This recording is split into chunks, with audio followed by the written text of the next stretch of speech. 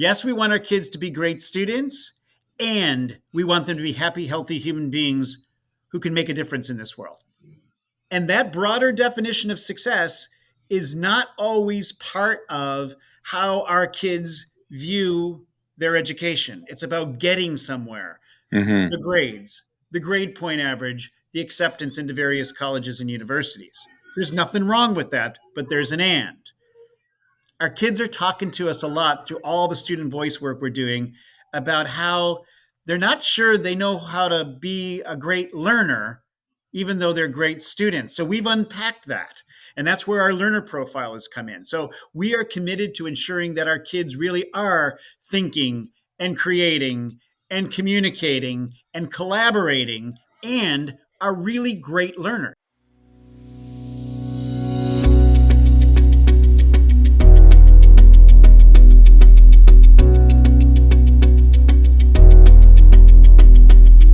You know those people that you meet and know in life where you don't see them for a long time, and yet when you do, after a while, you just pick up right where you left off. That's the experience I have with John Malloy.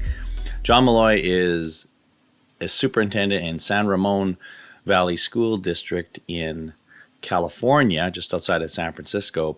But for the time I got to know him, he was director / CEO superintendent of both the Hamilton and the Toronto District School Boards, which are very, very large school boards. John's just one of those very, very thoughtful people with so many interesting insights into teaching and learning. And that's what I think one of the things I most appreciate about John is that even though he's led very, very large districts, and we talk about this in the podcast, he's always had a very, very close affiliation and a passion for what happens in the classroom every day. And he's very grateful for the fact that he's in a district now where he can do that a little bit more just because of the size. But a really good conversation if you're like me and you always are fascinated between how Canada and the US approach education. John's your guy because he's the only person that I know of that's actually led school districts in both countries. So I think that's kind of a unique perspective, and I know you enjoy this conversation. As the previous, I don't know, we're almost up to 20 now if we're not there yet. 20 conversations are brought to you by Advanced Learning Partnerships. That's who I work for. We provide professional learning all across Canada and the US. Really, really cool stuff. Every day I talk to people, it's like, you're doing what, where? That's awesome. Again, we got so many great people doing this work that it's exciting. It's very, very exciting. A lot of stuff with generative AI lately and continue to do the work around strategic planning. And I'm not going to go into all the list of stuff we do. Hey, if you could do this one thing for me, and that is subscribe or like or do those kinds of things that people ask you to do on podcasts, that would be great. I have so many more really, really cool shows coming up, so you don't want to miss them. You want to subscribe. You want to have them at your fingertips, and I promise to keep the good ones coming. If you've got people that you think, hey, you should interview this Canadian leader, please let me know, and I'll do that as well. So, but for right now, enjoy this conversation with John Malloy.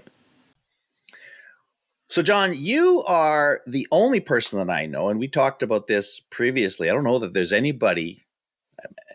So you can take this claim to fame, and unless somebody disproves it, you're the only superintendent I know that has served in both Canada and the United States. And you spent, I believe, 26 or 28 years in Canada, and now you're kind of mirroring that back in the US.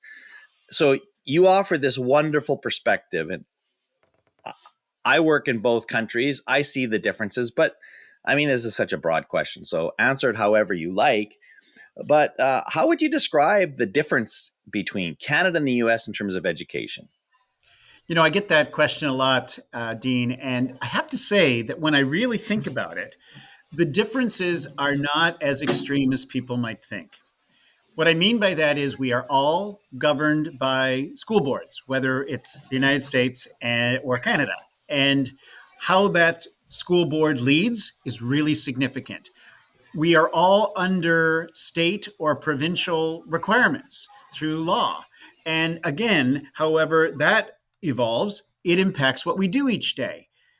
And at the end of the day, when I've been asked the question, I kind of think, I don't really see huge differences between the Right. two because we're focusing on kids, we're supporting our staff, and we're trying to do that in whatever context that we are in. So whether I'm in California or Texas, Florida or Ohio, whether I'm in Alberta or BC or Ontario, and then even within those places, each community is so unique. I actually see that we kind of all need to follow the same focused process to Sure. improve learning. Yeah, and I think the other thing that certainly differentiates North America from the rest of the world is this district model, right? That is somewhat unique to North America. When you talk to people in the UK or Australia, they have some supports beyond their school, but there's a lot more autonomy within an individual schools, which that to me is, and I've talked with UK educators and Australian educators about that, and they're quite curious to know that. Now, that leads me to my next question, which probably more so than moving from Canada back to the US, it's going from a mega district, Toronto District School Board, to and you said the other day you kind of laughed because the locals see you as being in this big district, but you relatively speaking, it's not very big. So talk about just maybe some of the less obvious things that occur when you move from this massive Toronto District School Board, 280,000 students, to now I think you said around 30,000 students. 30,000 kids here in San Ramon. I love that question because some things are similar and some things are very different. So let me start with what's similar.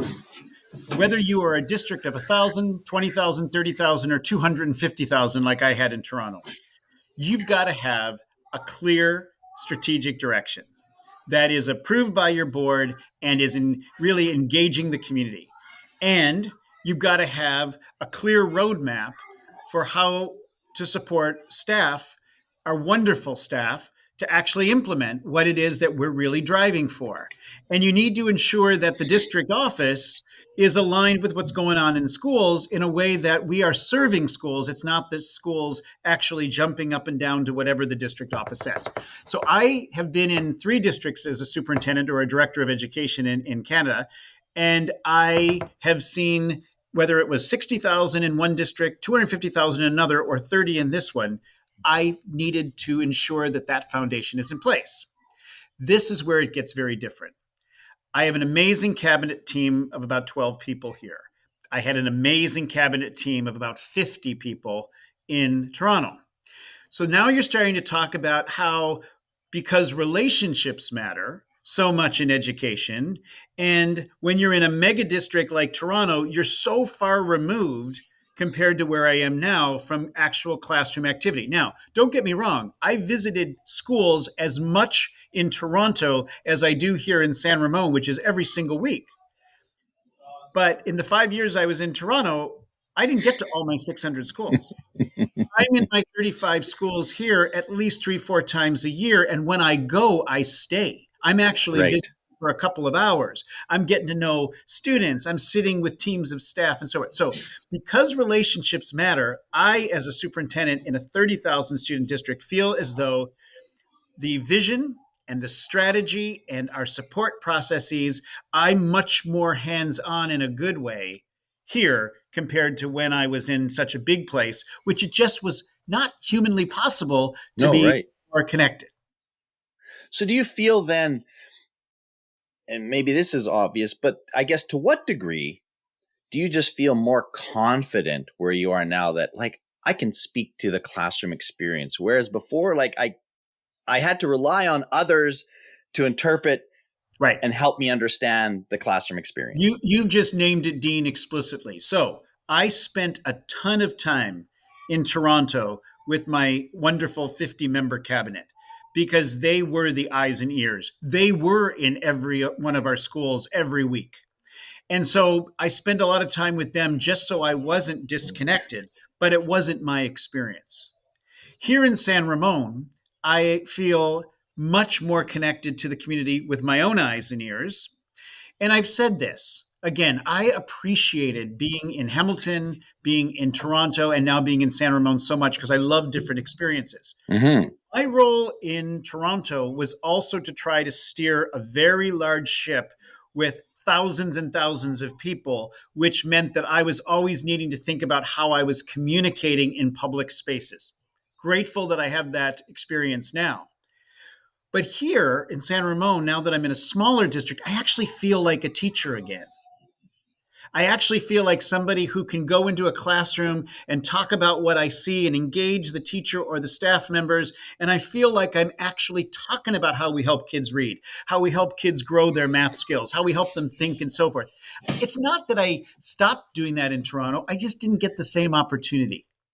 Well, and John, that's what, impressed me. And I think, when I think about, one of the things I like to do on this show is think about, like, when was the first time we connected? And I know you were in Hamilton, and I don't know if you remember this, but we were at a conference in Niagara Falls, and I can't remember which one. There were a couple that were happening at that time, and I was hosting. It was kind of I don't even remember the kind of session. It was a little informal. It was kind of a panel discussion. And I remember you kind of walked in, and I called you up and I said, John, come sit. And we sat on, I just remember us sitting on these chairs, you and I, and we just had kind of an informal, just like we are now, kind of an informal conversation. It was around technology and innovation and so forth.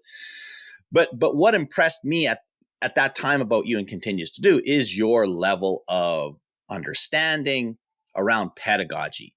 Mm-hmm. Now, as I got to know more and more leaders of larger of larger districts, particularly in the US, they didn't have that same level of understanding of what was happening in classrooms. And I understood it in the sense of, like, listen, you're managing this massive organization. Your priorities can't be, what your literacy, strategies might be, or how you're implementing certain technology, because you got bigger political issues. I guess what I'm wondering from you is, when you looked at those colleagues and you met them, you would go to ASAA and other things, so you know who I'm talking about, these people running these mega districts. How did you compare yourself to them? Because you are a teacher. I just think you are a teacher, whereas these people this is where we started using CEOs, right? We never even used that term until most recently. And now I even know superintendents who are a little gun shy of that term because it sounds too corporate-y, it sounds too businessy.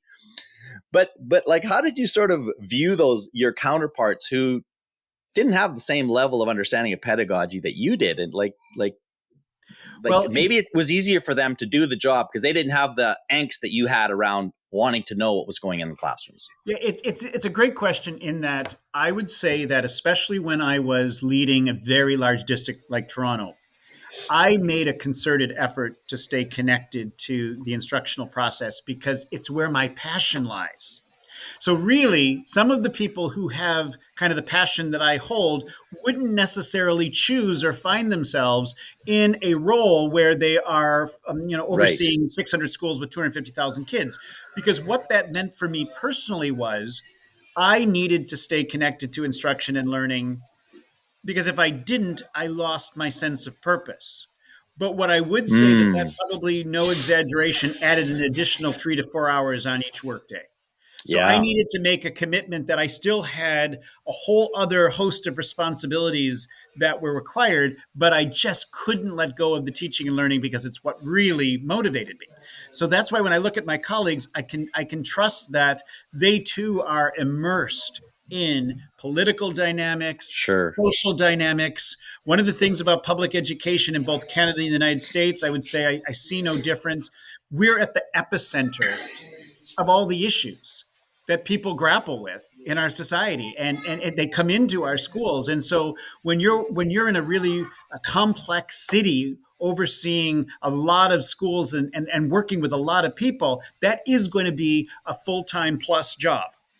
So, Dean, I got excited about instruction early on in my career. I wanted to know how to help kids learn better. When I started as a high school English teacher, I'm going to admit it, I did not know how to help struggling adolescent readers how to read. And it wasn't something I was taught. And I learned how to do that. And I realized we are so impactful when we understand the instructional strategies that meet kids' needs.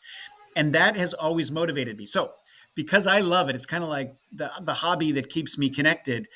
I'm not letting that go. Well, and I mean, it was obvious the fact that, when I was working with Discovery and so forth, we were having those classroom level conversations. You were always wanted to be part of that. I mean, you couldn't always because you had other commitments, but like you stayed interested, which again, when I compared that to the work that we did in places like Miami and Chicago, the superintendents were nowhere near these things. They were so far away. And to your point, again, it's not a criticism. It's that's the reality of it. So I guess my question now, like a real quick question, and you can, do you work less now than you did before? Just say yes. Please say yes. No. You know what? I think those of us who are really excited about this work, I don't know. I still put in the same kind of hours. I do feel like the kind of hours I'm putting in are more connected to supporting my cabinet team and principals to lead instruction. I love that. But I'm always interested. Like, Well, last night I'm reading about the Carnegie Foundation is really working towards potentially shifting the whole Carnegie unit, which has been driving education for 100 and some years. And I was reading about AI and what schools really need to embrace. Our world of public education can't ever stop, and it's evolving every day. And if we as the superintendents, directors of education, aren't staying in front of that, I actually think we can lose our credibility pretty quickly. So I would say I have more time to do the kind of thinking and learning myself that's driving my leadership than I did before. So I'm not working less, but I'm working differently, if that makes yeah, sense. though yeah, it does. And I mean, I think anybody who's ever taught, knows that you can be teaching for 20 years and you still put in the same amount of hours as you did your first year. Yeah. You're just perhaps more efficient, more focused. But the work is never done. So it's like that never ends. So I it just mean, keeps something going. like this. When you're a superintendent or director, you've got to know how to have great relationships with your board, really healthy relationships. I've been doing this. This is my 15th year. So I actually have a great experience with that. And I don't have to spend a lot of time figuring out how to do that. When you've done this a long time, you become a lot more quick on your feet when it comes to Sure. communicating in front of large audiences. I don't have to spend a lot of time there anymore. But I will say, no matter whether you are 2 years, 5 years, or 15 years as a superintendent, the times we're in are very different to me. Okay. The cultural challenges, the complexities around some of the political dynamics. I would say some of the impatience that we are experiencing, maybe bordering on some of the incivility that are emerging to the top. Those kinds of experiences are emerging to the top. That's taking a different amount of energy. But I'll Mm-hmm. divulge a small fact that not many people know. Before I got into administration, I studied counseling. My master's degree is in counseling. And thank goodness, because I find that when I'm really struggling with how to navigate tough stuff, I go back to, even when the way in which a message is shared with me is really tough to hear, what might the wisdom in that communication be? That's taking a lot more time, in my experience, than it did before. But some of the other things that I would have needed to learn early on, I don't feel as though I have to spend as much time there. Yeah, it's interesting. So the other thing about San Ramon is it's a very, very high performing district. I mean, you could probably shout out all of the accolades and scores and rankings that would make you sound, very awesome, which I'm not arguing against. But what are the challenges that come when you have that? Because John, you don't need to work because your school's doing fine. Take Fridays off and just ease. Like, what are those kind of challenges Yep. that you face when So you have a district that's like they're doing well? So what else, what are you supposed to do? that is our most important question. And there's two very significant points I want to make here. So, yes, I won't rattle off all the numbers, but let's just say we are 95 plus on most of the data sets that people look for: the reading, the graduation rates, the completion of this and that, and all the awards that come with that. We don't want to lose that level of accomplishment, achievement. However, there's two things. We've really leaned into what we're calling we're broadening the definition of success here. Yes, we want our kids to be great students, and we want them to be happy, healthy human beings who can make a difference in this world. And that broader definition of success is not always part of how our kids view their education. It's about getting somewhere, Mm-hmm. the grades, the grade point average, the acceptance into various colleges and universities. There's nothing wrong with that, but there's an and. Our kids are talking to us a lot through all the student voice work we're doing about how they're not sure they know how to be a great learner, even though they're great students. So we've unpacked that. And that's where our learner profile has come in. So we are committed to ensuring that our kids really are thinking and creating and communicating and collaborating and are really great learners. So we've defined that in my district. So our improvement focus is on how we are creating not just great students, but great human beings who can change the world. And then the other improvement piece, who are those 5% who aren't successful foundationally? Now, when we do stats, everybody goes 95%. Oh my goodness, I'm struggling to get to 70. I don't care. There's still 5% of our kids who are not being served well. So we're leaning in there with our intervention processes. We're looking at barriers. We're looking at some of the systemic issues that might need to be changed. So those are our two key areas of improvement, Dean. And you're right, motivating the change is not so easy at the beginning. But I have a really interesting thought I want to share. When you look at your data and you tell a story that's compelling with it, not the kind of story where people's eyes glaze over, our data tells us that our kids are great students for the most part, but it doesn't tell us that they're the happy, healthy human beings part. So that is capturing people's attention. We are starting to get some significant buy-in in terms of this strategic focus. Our board has approved that strategic focus after a pretty significant engagement process. And I'm kind of excited because this is year 4 for me here.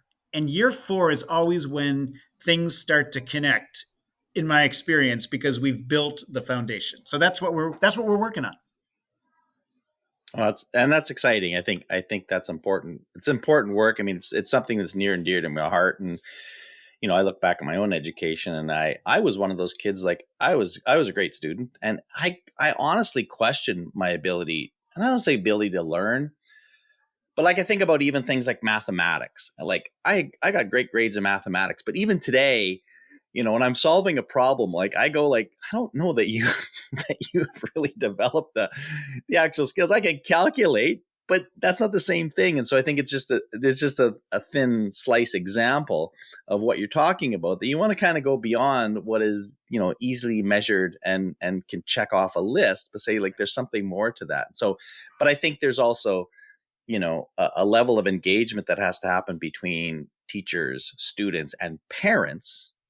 Yes. To help them recognize that there's more to it than just, you can, pat your kid on the back for the grades, but like, are you still asking the right questions? And I think that's Dean, a process. That's where we're spending a lot of time right now, because our parents are very happy with the fact that our district, for the most part, has helped their kids get to whatever college they want to go to. And again, we're not stepping away from that commitment. But sometimes our desire to transform the next step can look like we're watering down rigor for some reason. Another way of saying it is, we all went to school, and we've all decided, I think, what school should look like.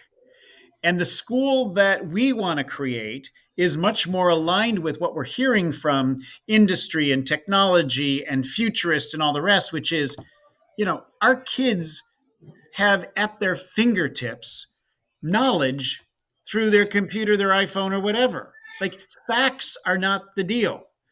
What you do with those facts, how you combine and connect those facts, how you create something new with those facts, it's got to be where we go, because we're still holding on to a model, and this isn't just San Ramon, this is everywhere that I've seen, where we're kind of asking kids to learn that which is already at their fingertips. So we could argue that. We could say, oh my gosh, the sky is falling. But for me, no, we're not going to argue that. We're going to say, what does it mean to put your favorite assignment into ChatGPT, see what ChatGPT spits out, and then ensure that you invite the kids to something far greater than that through the learning assignment you provide, and then let them use ChatGPT, because what you're asking of them can't actually be fulfilled by that. That's the conversation we're starting now. And when I met you, like probably 14 years ago, we were having that conversation then about different things. What does Sure. it mean to make technology a tool as opposed to a focus so that kids' learning is transformed? It's always got to be what's out there next. And for us, we are really starting the conversation around the kind of learning that our kids are going to demand, because for gosh sakes, my kindergartners aren't going to be graduating for 13 years, and the world is not going to look like it does now. So So that leads me to my last question around this is, so what are you most excited, but also maybe simultaneous concerned about when you think about education, say in the next 5 years? yeah, I am excited about the fact that something we've been talking about for my entire career, and I started in 1986, that we were going to differentiate, we were going to personalize, we were going to help kids be learners, not just test takers, etc. We're actually going to be, at this point, I truly believe now, forced to go there. If we do not go there to that place where kids are the focus of the learning, the teacher provides different supports along the way, the kids own the learning, the kids collaborate with each other to go deeper with the learning, the kids are really solving real life problems, not just what the textbook is asking them with the 5 questions after chapter 6. All of that is going to transform because we have to. I truly believe if we don't right now, then we're not going to make a lot of sense 5 years from now. One other thing, K to 12 is kind of um, deeply impacted by what goes on in post secondary. And I'm really hoping that post secondary understands that they too have to change in order not to be obsolete, and their admissions process needs to change as well. I truly believe if admissions processes to colleges and universities shifted, we'd actually have a much better chance of shifting. But big excitement, we got to change now. Big challenge. We've kind of tried to go here before collectively, and for all kinds of reasons, I don't believe we've gotten there, which is why many of our classrooms across this country and 2 countries probably looks like it did when you and I went to school. That's my worry about how do we help a staff post COVID who can be, for very good reasons, overwhelmed in a place where we're having a shortage, that people aren't going into the profession. We've got to figure out how to do this now without overwhelming as well. So it's the excitement. We're going there. The challenge. How do we help get everybody there? If that makes sense. Yeah, no, and I mean, like we know we have people that are there. We've known that, and people have been there for a long time, ready to go, and they're doing the really kind of the right work. It's back to what you said about the 95 versus the 5, and not that that's the same percentage of people that are trying to do it differently. It's probably a lot higher than 5% for sure, but it's how do we create the conditions, and that's what I think everybody's sort of struggling with, to get people to do that. And when you're talking about adults, I mean, it's a slightly different. It's not exactly the same. I think that we sometimes, sometimes I'm guilty of making the classroom teacher student experience mirror exactly the adult learner and district. There's some nuanced differences that have to be accounted for in order to be successful. But again, it's just hard to ignore the realities that are around us all the time. And, you and I, like I said, 14 years ago, or even before that, already saw that this is here. Like this is something that we have to address. So, I mean, I know you're on the right paths, and I look forward to seeing what happens with you in the next 5 years, and I think you'll still be at this for 5 years. I don't know how much longer, John. You and I are both the same age, so that sometime this all has to come to an end. But People for ask me now, about that. People ask me about that all the time, and I just say, while I still love what I do, and I'm yes, working in a context where there is support for the work we're doing, I have a lot of energy to do the work.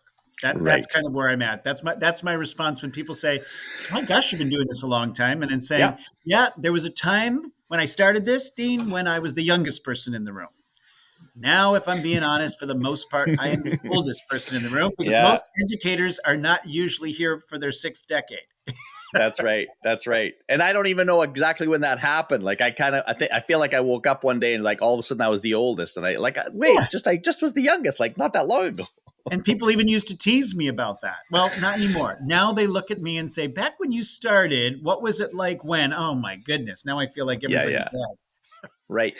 But but I think there, honestly, I guess I'm surprised a little bit in some respects because I kind of feel like, well, you don't want to hear from me because I'm the old guy. And yet, I think we dismiss our wisdom and that context that we bring with us, especially if you're any kind of a thoughtful leader and can reflect on, yeah, we used to do things like this in 1988, but and not that that was all bad, but like how do you sort of pay attention to the trajectory of all of that experience and tease out things that we're not doing anymore that we should be doing, and things that we are still doing that we shouldn't be doing because they're not right. You know what I mean? So I think that's where I think, at least for me, I sometimes underestimate the value of that experience. I agree. I absolutely agree.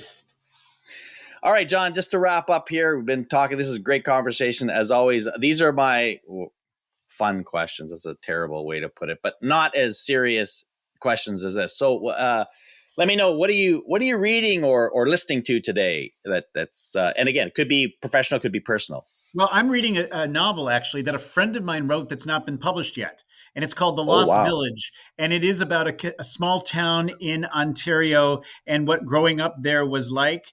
And it's really good, but it's not out yet. But it's called The Lost Village. And I'm kind of doing a read before the publishing. And that's what I'm up to on the reading front. well that's fun. That's Yeah. fun.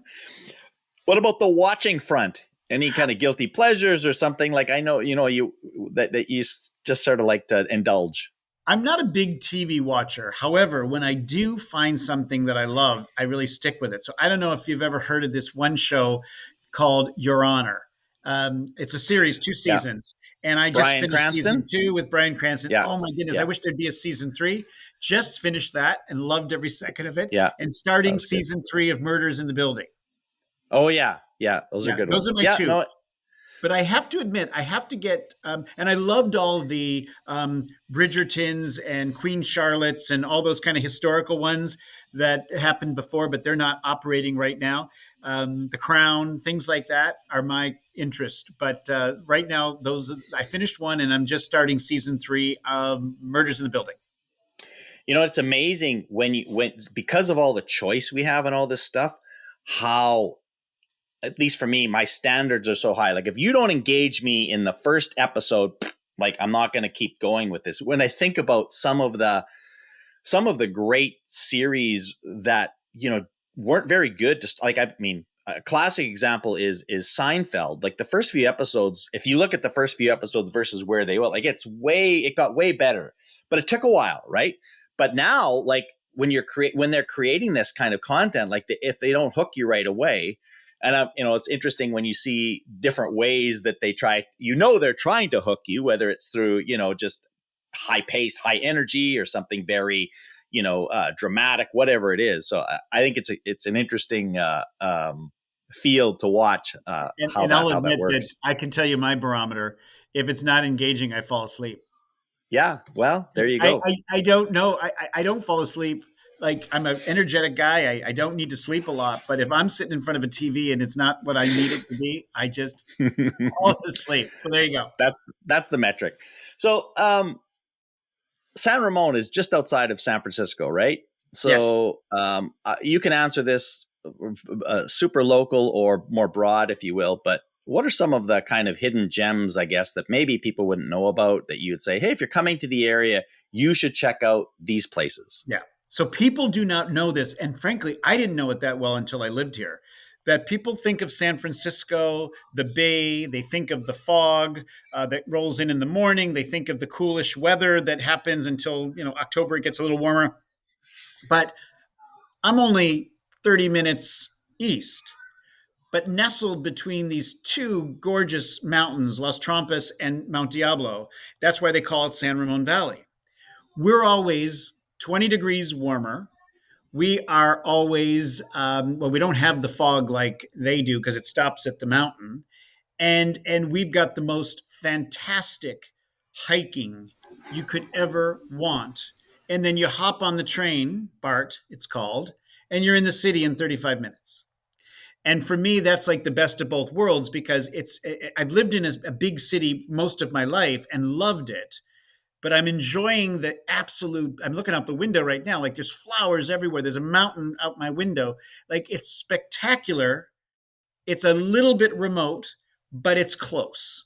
And it's a great gift. But if anyone's coming to this part of the East Bay, just know that it is the most amazing hiking center. And then we've got miles and miles and miles of cycling trails.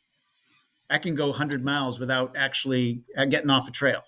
Wonderful. Yeah. So Wonderful. those are the two big gems, and that keeps me very, very happy. I bet. You don't need any streaming shows to watch when you've got all that kind of activity. So that's awesome. Well, thanks, John, for your time. Always a pleasure. Like it's just, I was so excited when you said you'd be on because you energize me with your perspective. And this is the John I knew 14 years ago, and you kind of haven't changed in terms of your passion and commitment to students. So thank you for that. Thank you for your leadership, and thank you for your time today. Thanks, Dean. Great to be with you as always.